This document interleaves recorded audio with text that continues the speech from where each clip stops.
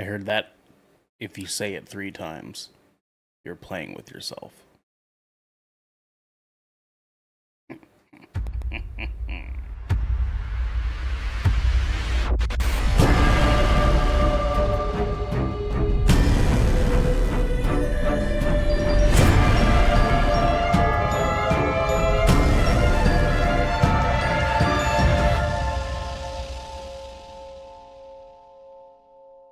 What is poppin', everybody, and welcome to a very wonderful episode 30 of 20,000 Films Under the Sea. I am your director tonight, Arnell Pearson, alongside my producer, DJ Cynthia. Yo, what it do? What it do? Poppin' dog. Hey, DJ. So, I stopped the game. I stopped watching the game when Eagles were up 7-6. But Jordan Love, man. Is he going crazy? He's kind of going nuts, dude. He had a good handful of receptions. Eagles were fucking acting fools there for a hot second, man. In that first quarter, we got a fumble. Guys capitalizing. I mean, I got Devonta Smith. I have him. You do, my yeah. starting lineup, so you didn't get a touchdown. Yeah, you got a points. few yards, but it's looking good. He's like, he hasn't scored yet. 49 yards, 5 targets. So, man, that's not bad. So it's looking good. DJ, how are you today? Doing good, man. Just chilling. Just woke up, went to go see the movie, and then came back. Woke up. Chilling. Yeah, and I'm sure we're going to talk about your movie experience today before we kind of get things shooting off here. Why don't you tell the people at home what happened to you, generally speaking? Oh, in the movie, dude. Oh my. So, it's been like raining pretty hard over here and like storming. But today it wasn't. Like literally when I walked to the front doors, there's all these like printed pieces of paper like on the doors, like from the inside, and it just read like if the movie theater power goes out, we're not issuing refunds. That's basically what it said. I didn't read the whole thing because I was running slightly late. But I was like, okay, I mean, it's not storming. It's probably not going to be any power outages, you know? And so I go and I sit there and it's like everything's cool. And then like the first time it cut, I was like, I thought it was just part of the movie. Because it just seemed like the time it cut, like it was like, okay. But like everything went silent. Like there's no ambient sounds. I was like, is that supposed to happen? And then like you can kind of hear like a clicking, and then it came back on. And I'm like, okay, that was weird. But then it happened like 4 more times during the movie. Is this a franchise theater you go to, or is this a theater chain? It's a local theater. Local theater? Okay, it's like a local theater chain. Like they have 2 locations. But okay. They used to have 3. There's 2 locations here, and they usually never let me down. They just don't like. It's literally like 8 minutes away from my house, and man, I just drive there. It's rough stuff, dude. Five audio cuts in one movie experience is a bit much. I mean, they did say if the power goes out, they're not issuing refunds. But they didn't say anything about audio. Did you end up getting your money back, or? I just walked out, dude. I didn't care. Yeah, I was like, all right, cool. Fair enough. And I didn't want to like deal with like, if they didn't give me a refund, like, you know what I mean? Like, I just don't want to deal with all that. Yeah, for sure. I kind of assumed that you would just be like, fuck it. Like, I know you well enough to know that you would like, don't really want to have that conversation. Yeah, I just want to go home. I was hungry, dude. Man, well, speaking of bad movie experiences, we have the man that probably never wants to see movies with me again. It is Devin Brevin, the dude. Arnell was acting a fool last night. Okay, so hold on. Before we go further here, okay, I need to make sure that I just No. It's that you've been doing it multiple movies now. It was 2 movies in a row. You're right. Totally fine. So we have some folks in the row in front of us that I'm noticing are laughing really obnoxiously loud, but at movie trailers that weren't even funny. So they were like, I don't think they were real. I think they were making jokes about the movie trailers For and sure. laughing at their own jokes. For sure. Which is something that you totally do at the movies too. But I don't do it that loud because here's what was gonna happen. Here was gonna happen. Just being a hypocritical douche. Here's what was gonna happen, dude. They were gonna keep up revving. They were gonna be revving and going, and then we were gonna get in the movie, and they were gonna be like that for the entire fucking movie, right? And then it would have been really fucking weird if we had some like really super sweet moment, and then out of nowhere you hear ha ha ha ha ha ha ha. Shut up! You do that at movies, anyways. Not that loud. Not that loud. No, not for super serious parts. No, dude. No, you definitely. I thought it was hilarious because that movie people were just laughing out loud, anyways. So you just kind of looked like a little bit of a dick. Dude, good. I'm fucking glad, man. I'm fucking glad. So DJ, I sat there for a second because you guys got up and left so fast, and I sat there. I was like, these motherfuckers are probably going to try and say something to me thinking it was me. I sat there and thought about that for a second. I was like, God damn, I don't want to. So DJ, what we did is the same thing I did the last movie where these kids were laughing super obnoxiously. So afterwards I was like, ha ha ha ha ha ha. Like with them just to like get them to like get the point, you know what I mean? And they finally stopped when I was like, haha, yeah, so funny, yeah. And they just like they cut it out, and then like they were fine for the rest of the movie. So I don't know if it worked or not, but it sounded to me like it worked. Devin, hey man, look, yeah, do what you gotta do. Hey, that's what I'm saying, man. That's what I'm saying.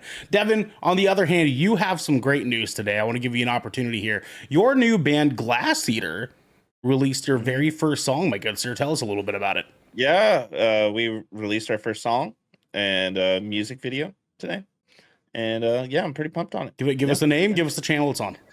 Okay, so the name of the song is Children in Light. This is like some metalcore, hardcore, like little touches of deathcore type shit, you know. To the average normie, you would just call it screamo. Yeah, to the old folks at home, yeah, that's what you guys would call it. Yeah.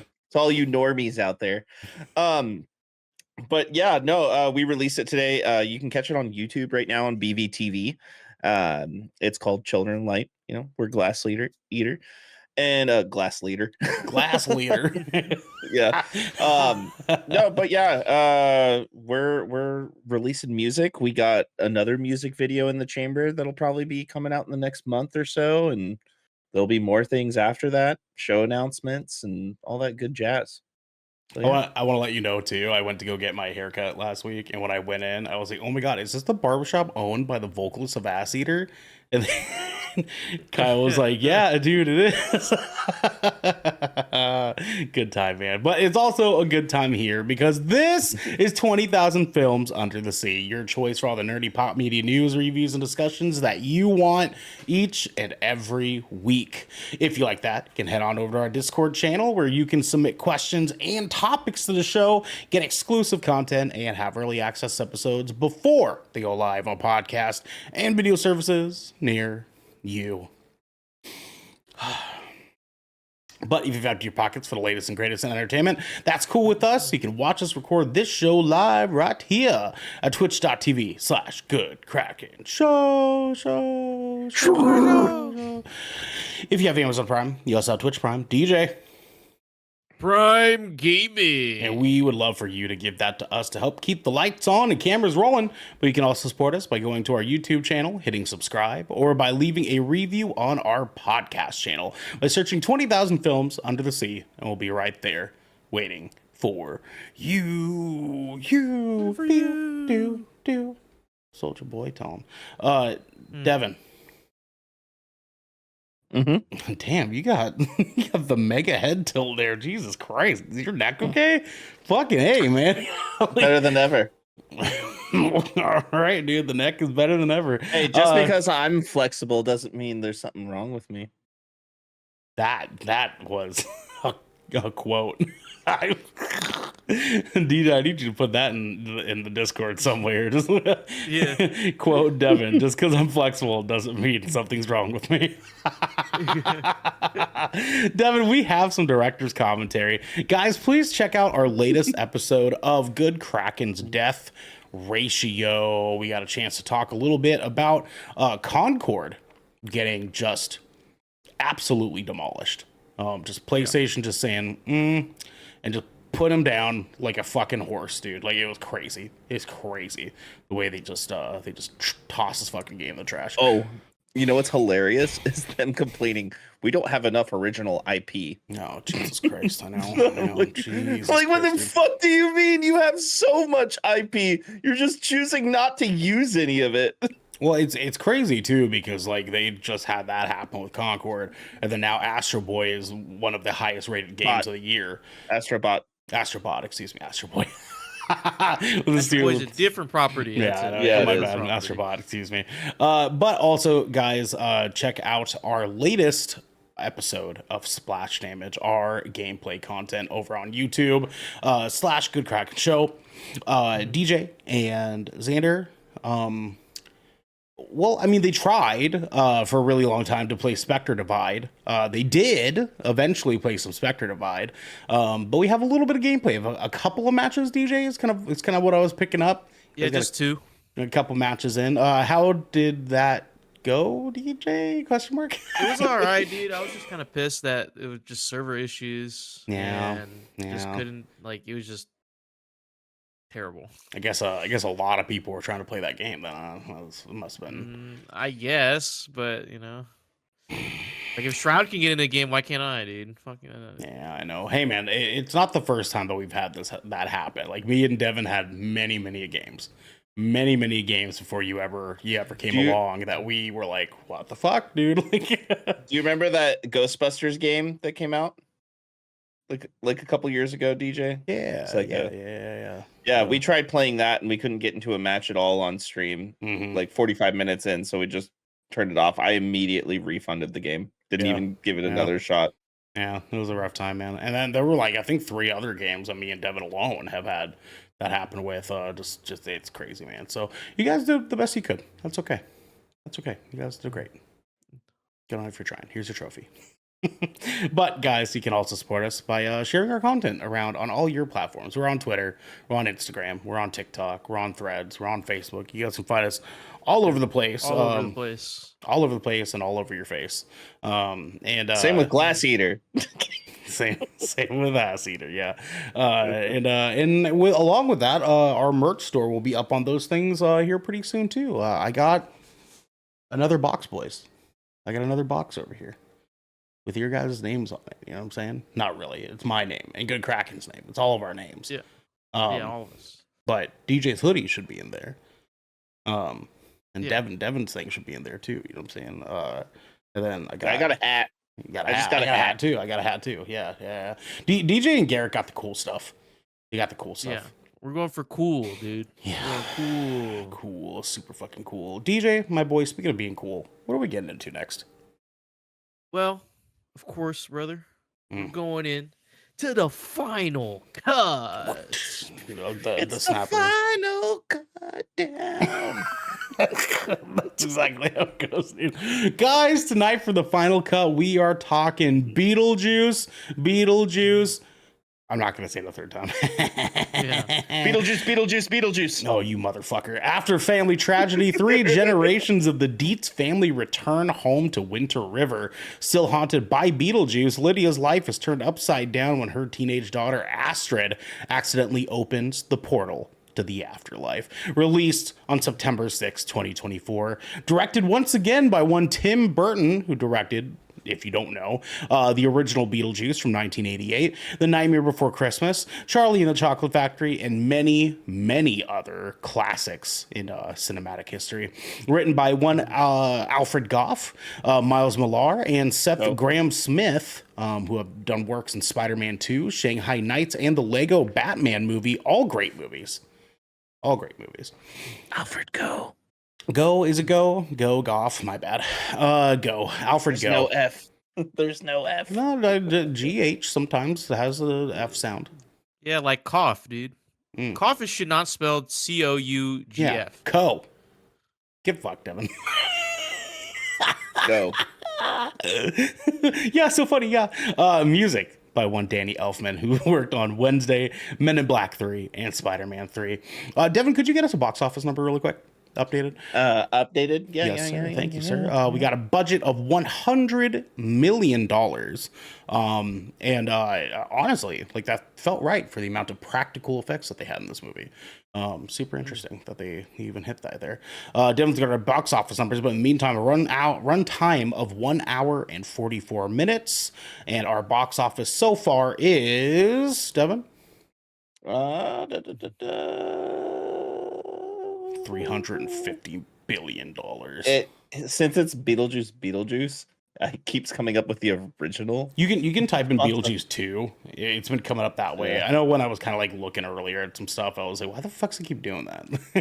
Because Yeah. I was trying to find out like that the boy, he looks exactly like Penn Badgley from You. And I was trying to find out if he was the son, potentially, of one Penn Badgley from You. And he's not. Weirdly enough, this kid is not related to Penn Badgley in any way, shape, or form. Ooh. All right, what are they at? What do you got? Friday midday box office update: 95 million opening. Damn, dude. Damn, They've almost almost recouped their broke whole even. budget. Holy shit, man. In one day, technically. Holy fuck, man. Actually, okay, never mind.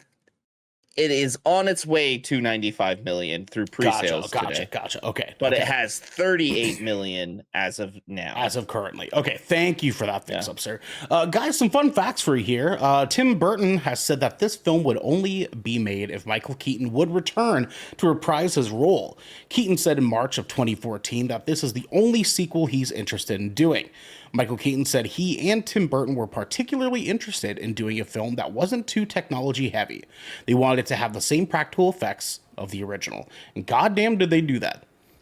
God damn did they do that. This movie had a lot of really dope practical effects. I was pretty excited about it. DJ, take our second fun fact here. Yes, sir. I got you. We got Winona Ryder had only one condition when she first met Stranger Things creators Matt and Ross Duffer, for a role they wanted her to play on Netflix's if Beetlejuice 2 ever got off the ground. Or if Beetlejuice 2 ever got off the ground, they'd have to have her let her take a break from the series to film it. They agreed. Very nice. It's actually pronounced Ross Dewar. Yeah, I guess. Devin, take our third fun fact, please, sir.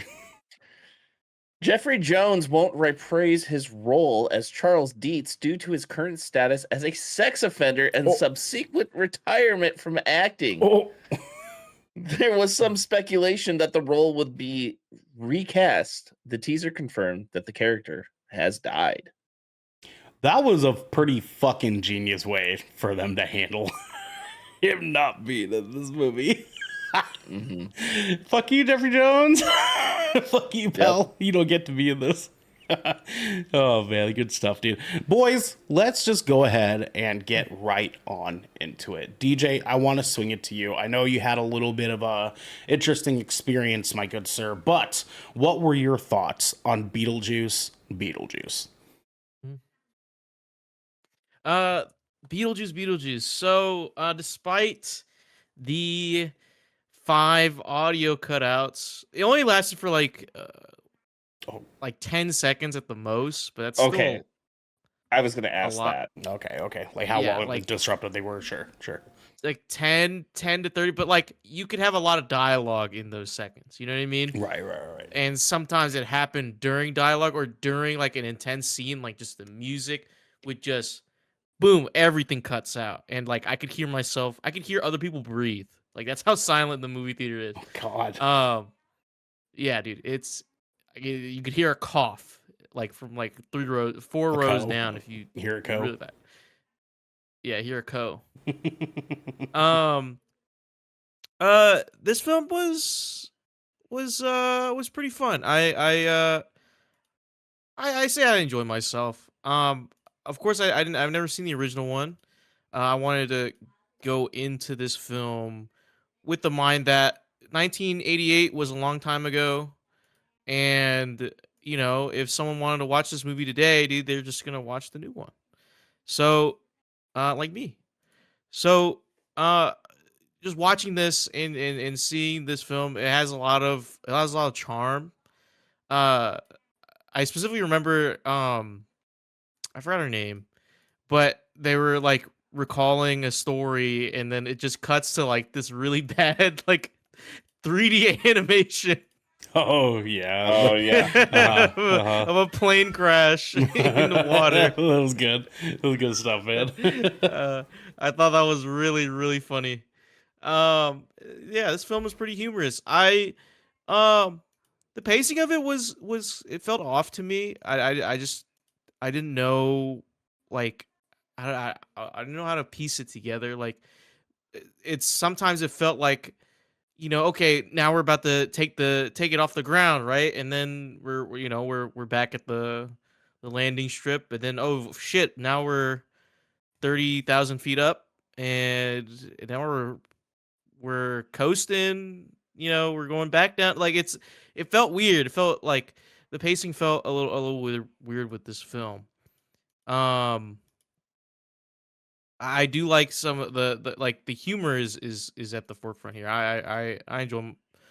I found myself laughing at a lot of the stuff, a lot of the lines as well. Um, a lot of the situations the characters found themselves in. Um, and I don't know, dude. I genuinely don't have a lot to say. I Okay. think this is like one of the first movies I've seen recently or this year that I genuinely don't have a lot to say, and that could either be good or bad. And I'll get into it. It's just it felt like the last 30 minutes of this film should have been like a little bit earlier. Like Mm. I felt like majority of this film felt like just trying to get the story off the ground. And then it starts getting good, and then it kind of ends, and like you can feel it ending, and like, oh well, shit, like it, like the the climax, or like just was it the rising action of this film, right? Yeah. Isn't there for long. Oh, yeah. Like there's like good points like splattered in, just to keep you invested, but it doesn't feel satisfying when we actually get to the mountaintop, and there's not enough time like filtering out like this whole ending. Uh, but yeah, that's it. Okay. That's all I Fair have. enough, man. Fair enough. Devin, my boy, I want to kind of take it to you now, my good sir. What were your thoughts on Beetlejuice? This movie, Beetlejuice, is exactly what you would expect from a Tim Burton movie. Exactly to a fucking T. Um, I think this is a great sequel, honestly, especially with I mean, gosh, it's been 26 years since the original 36 years. Yeah. 36 years since the original movie, Hmm. and it kept the core feel, vibe, and look of the original. It did not stray away from that at all. And at all, down to the practical effects, down to the characters, the writing. I watched the original not too long ago, honestly, because I wanted to get re reacquainted with it. It's been a while since I've watched it, but that had to be like my fifth or sixth time watching that movie in my lifetime, Sure. at least. Sure. Mhm. Um, my parents love this movie. I have lots of friends that love this movie, like the original, and I grew up really liking the original. I even remember watching the Beetlejuice cartoon that used to be on TV Yeah, I growing up. remember that, dude. That You cartoon know, was a mess, man. it was from what I remember, I liked it. You know, Yeah, yeah, we were kids, right? So like, it yeah, made sense, yeah. dude. Yeah, but well, there were some good cameos in this movie. Having Willem Dafoe in this just out of nowhere. I didn't even know he was in the movie, to tell you the truth. And not Mm. that he was like super important, but he had a decent comedic role. And there was like a lot of 80s humor that shined out here. Which I think like 80s era humor has a little bit of a magic touch to it, you know. Um and I didn't realize how much I missed that in a sense. Um, Michael Keaton did a fantastic job as Beetlejuice. Like, every other role we've seen him in, he plays like some serious guy, and just seeing him be goofy and just raise hell, praise Dale type of motto It's was not just, often. Yeah. Yeah. it was really good to see that again. Winona Ryder did a good job.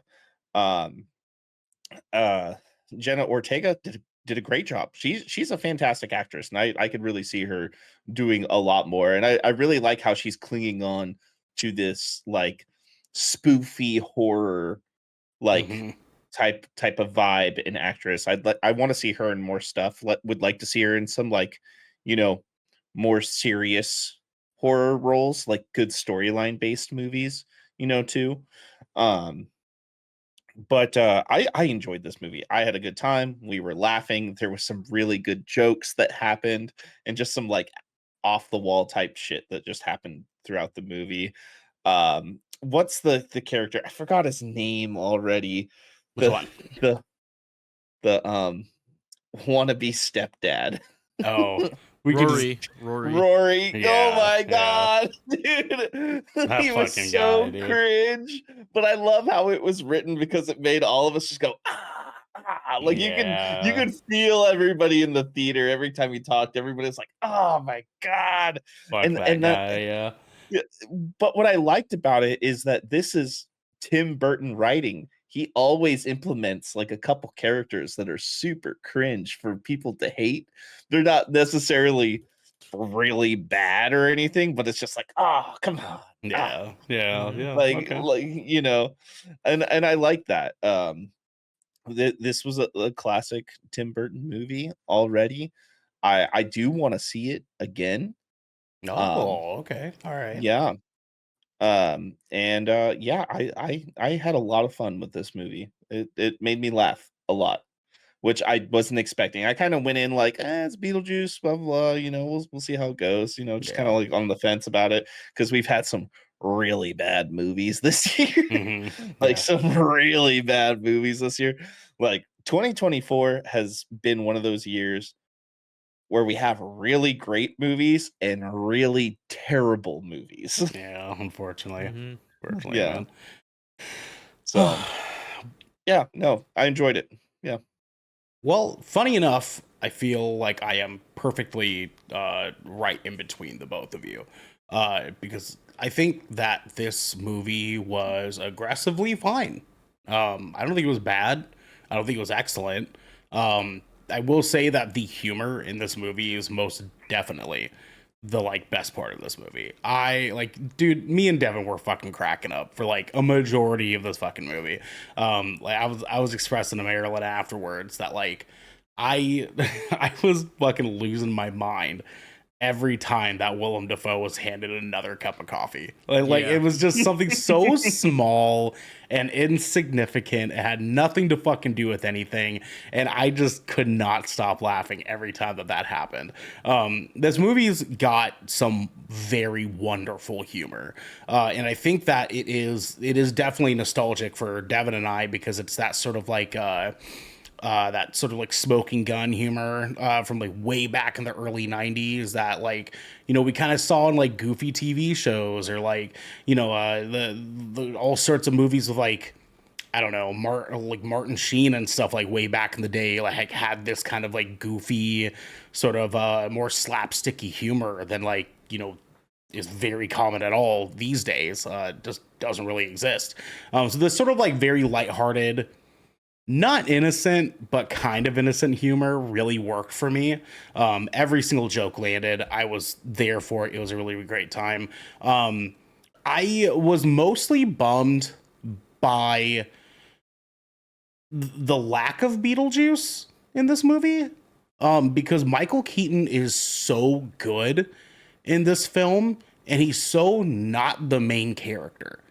Weirdly enough, not in the same way that he was in the original Beetlejuice. And so like Beetlejuice one being this sort of just excellent like display of this like crazy zany character, they kind of just sort of like really leaned into the idea of like, well, you guys already know Beetlejuice, so we don't really need to like do a whole lot of introduction stuff here. We can kind of just give him to you and he'll be there and he'll be involved, and that's, you know, that's more than good enough for us. But every time he was on screen, it was fucking tremendous. Michael Keaton is just a lord. he is so good at everything he fucking touches, man. It's insane. Swear on my brother's grave. And same thing with Jenna Ortega. I agree. I think Jenna Ortega has thoroughly impressed me every single movie I've seen her in. Devin, I know you're not a fan, but she was honestly the only redeeming quality of the last couple of Scream movies. And she was excellent in those. She was excellent in that movie. Fallout. I loved her in Wednesday. I didn't watch Wednesday, unfortunately. But that movie Fallout that me and Genesee had watched a couple years back, that super sad movie about a school shooting and like this girl having had survived it. She's excellent in that. So just some recommendation for you if you want to see Jenna taking some more serious roles. I'm sure we've seen a repeating trend of movies with like the teenager. And the teenager's just like this insufferable person. And typically it's like overbearing, right? The actor's just hamming it the fuck up. Like, I hate you, mom. Like, and it's just like so not believable. You know what I mean? Because like kids don't talk like that. She was believable. I think that she made a weirdly excellent fucking teenager in this movie. Like, she acted the way that you would think that this girl who like has this estranged relationship with her mother would act. And with that said, I mean, having Winona Ryder coming back as Lydia Dietz was both awesome and a little bit concerning for me, because the way that they portray her, I feel didn't quite match up to the original. And so that was a little bit of just the tiniest bit of a bummer for me. But you know what, though, generally speaking, guys, I do agree with Devin when I say this is an excellent sequel, because they actually like treat it like a sequel and not a reboot. You know what I mean?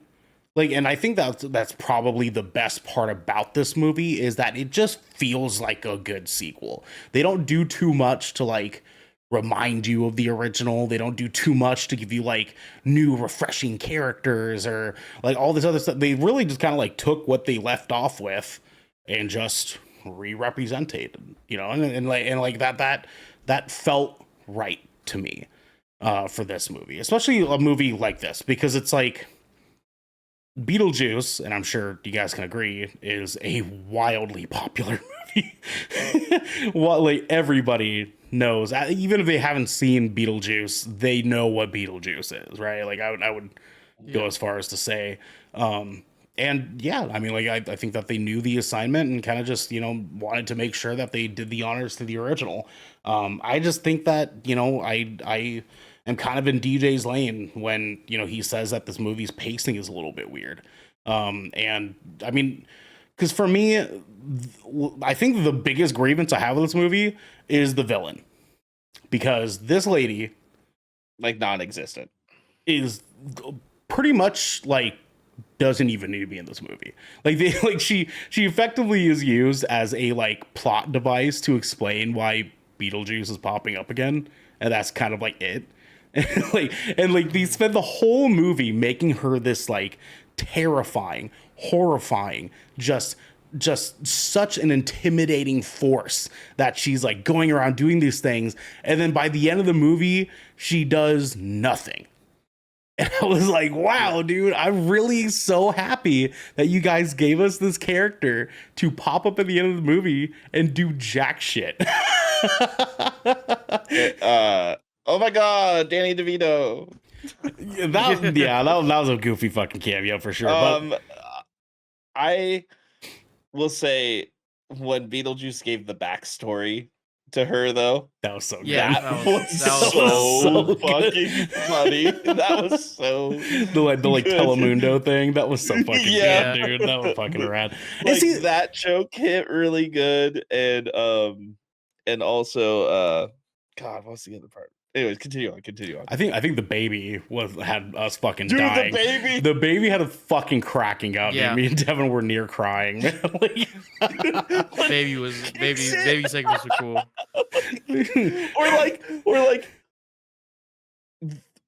Winona Ryder's Yeah. dream sequence with all that. I was like, whoa, this is getting intense. Dude, it was fucking me and Devin were in like near fucking tears. He was like, "Scram, kid!" Like, it was fucking kid. So fucking funny, dude. Yeah, I mean, I don't know, man. Like this movie has so much good and so much that like I can't necessarily think that this movie is like perfect by any means. I don't think it's anywhere.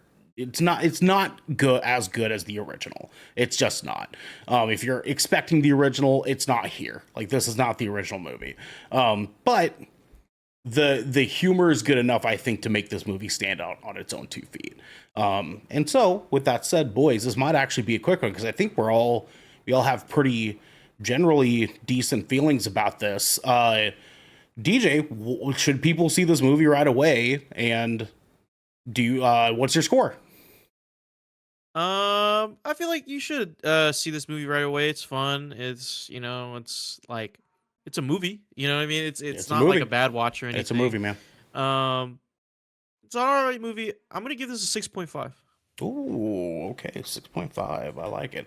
Devin, my good sir, the same question posed to you. If you're looking to get into that Halloween mood, this early September, because we know Halloween starts September 1st, and you like the original movie, you like Tim Burton movies, you want to have a good laugh, I think you should go see this movie. I think it's fun. Okay. I'm gonna give it an 8. Oh, nice. Okay. All right, sir.